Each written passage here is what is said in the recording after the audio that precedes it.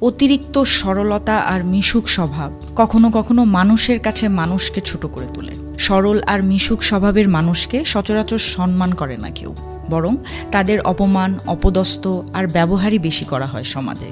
আপনি যখন মিশুক মনোভাব নিয়ে কারোর সাথে মিশতে যাবেন, তখন মানুষ আপনাকে একদম সস্তা আর সহজলভ্য মনে করবে।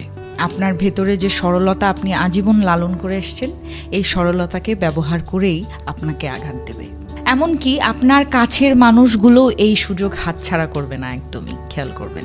নিজের ইগোকে তুচ্ছ করে যারা মানুষকে ভালোবাসতে জানে, সম্মান দিতে জানে, মানুষকে আপন করে নিতে জানে, পৃথিবীতে তারা মানুষের কাছ থেকে কষ্ট আর যন্ত্রণা ছাড়া কিচ্ছু পায় না, বিশ্বাস করেন। অতিরিক্ত সরলতা আর মিশুক মনোভাব নিয়ে মানুষের ভালোবাসা পাওয়া যায় না আজকাল। যা পাওয়া যায় তা হচ্ছে অপমান, অবহেলা, অবজ্ঞা আর একটি হতাশাগ্রস্ত জীবন।